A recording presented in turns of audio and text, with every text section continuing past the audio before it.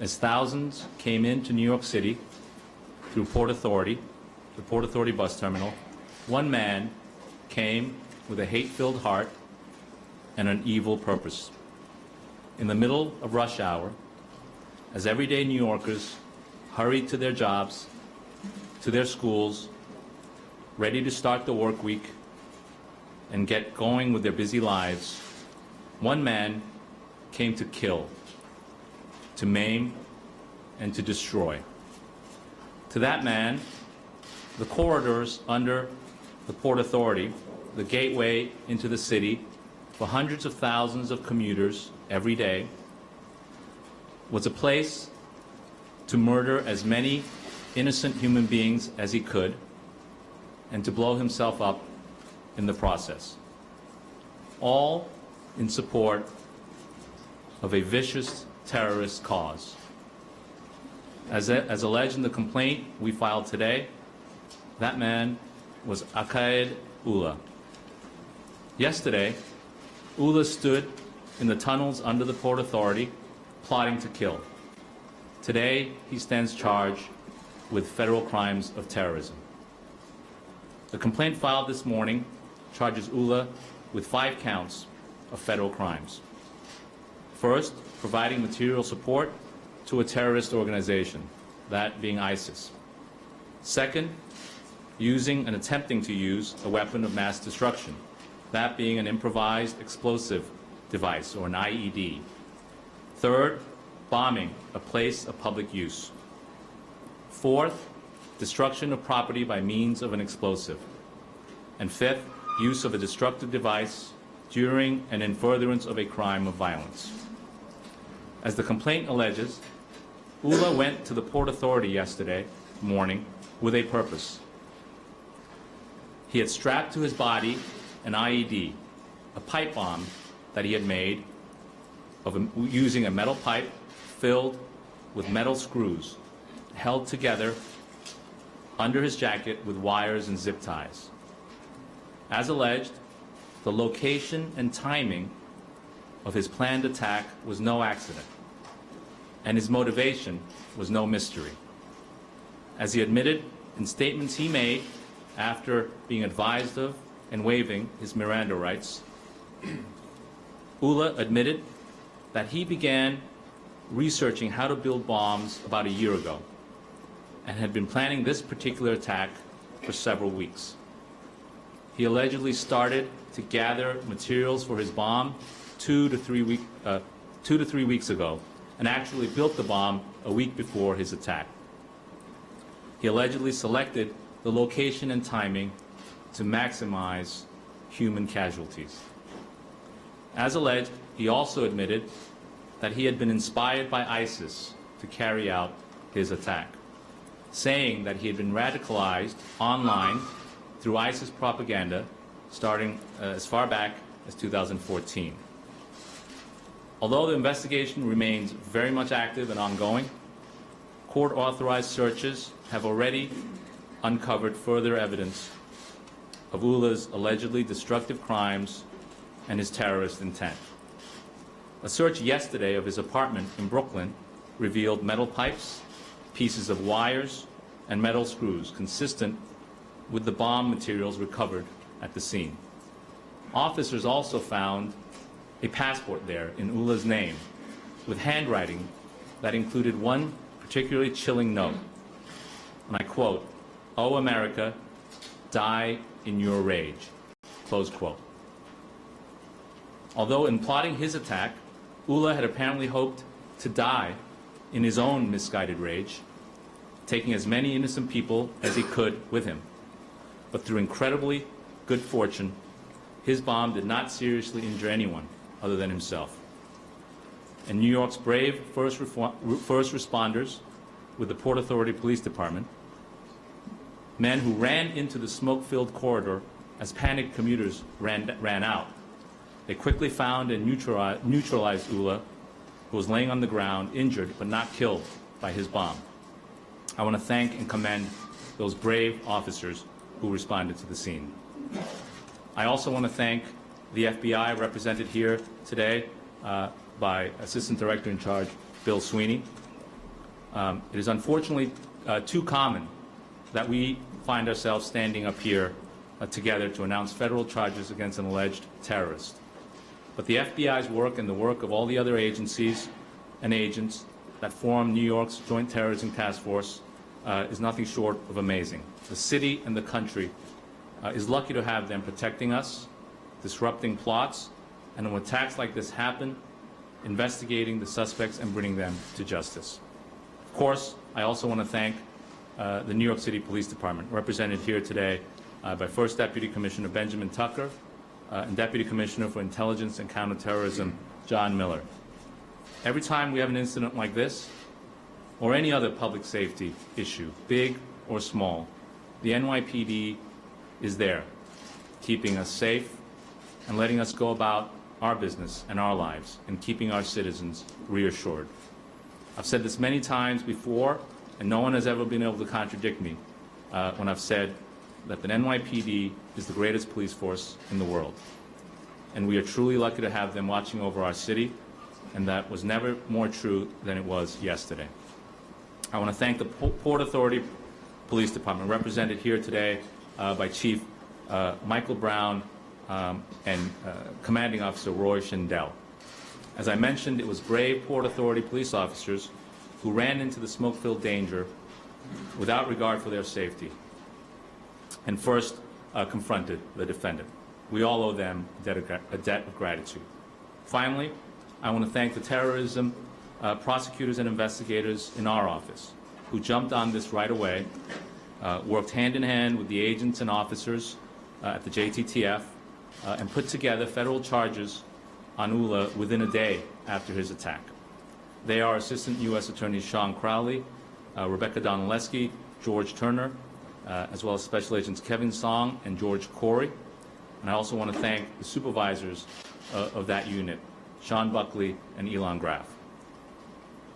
Because of who we are, how we live our lives, and what we stand for, New York City consistently remains a prime target for terrorists. Those who target us feel threatened by the strength of our spirit, the height of our ambition, and the breadth of our freedom. We are targeted by those whose poisoned minds think that killing innocent Americans here in this city will somehow advance their twisted ideology. But of course they are wrong, and they will inevitably fail.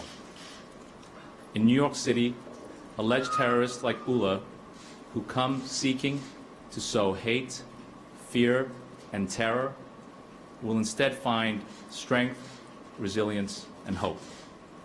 And like the many other alleged terrorists who have come before him, Ullah will find here in a Manhattan courtroom just down the street another great American virtue, and that is justice.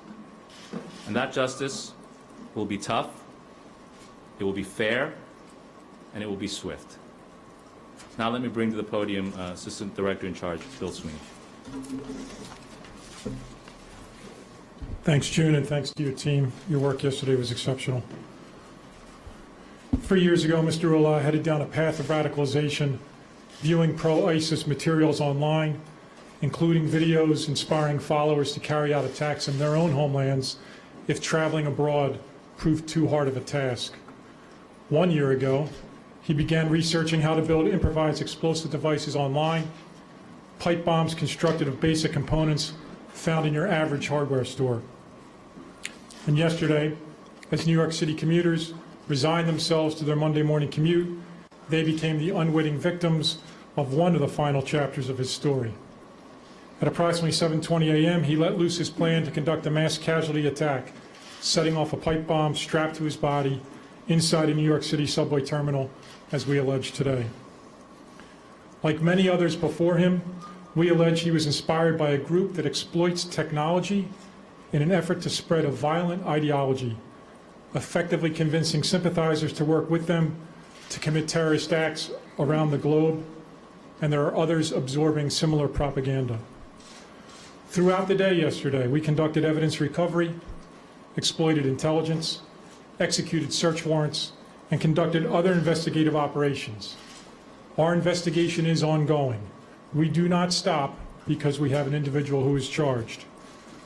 Our initial and ongoing priority is to always identify other potential operatives and address other potential threats. There are instances following these types of attacks where the intelligence we develop at the time may dictate that we locate, detain, and interview individuals in order to ensure the safety of the public and the safety of the law enforcement personnel conducting those operations.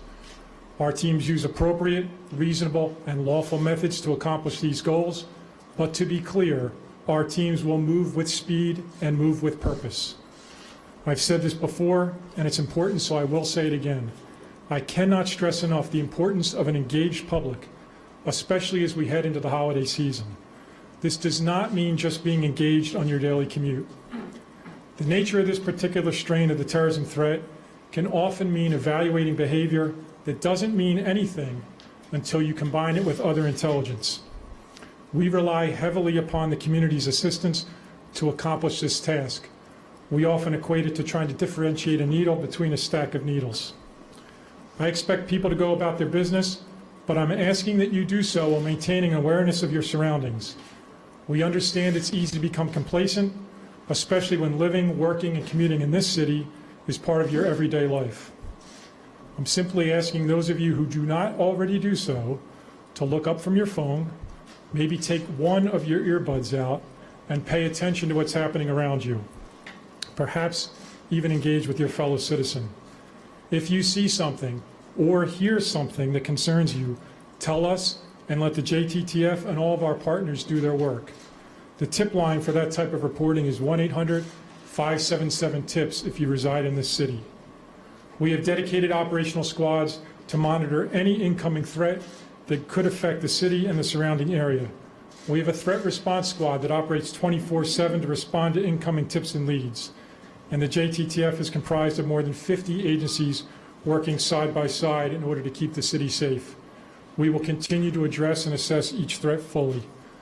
I'd like to thank the many dozens of agencies that worked yesterday and in all days leading up to these types of events, in particular the NYPD, the New York State Police, the Port Authority PD, the Fire Department, all of our partners, but most especially yesterday, Chief Brown, to your 4 officers, and I know there were others, but we highlight the 4 exceptional public servants. If you get to see the full video, these men put themselves in grave danger and are heroes every day. So if you live and work in the city and you happen to go through that terminal and you see an officer, regardless of the agency, please give them a shout out. What your men did yesterday was exceptional. Thank you. Thank you, Bill. Next, I'll bring up to the podium First Deputy Commissioner Benjamin Tucker. Thank you, Jim.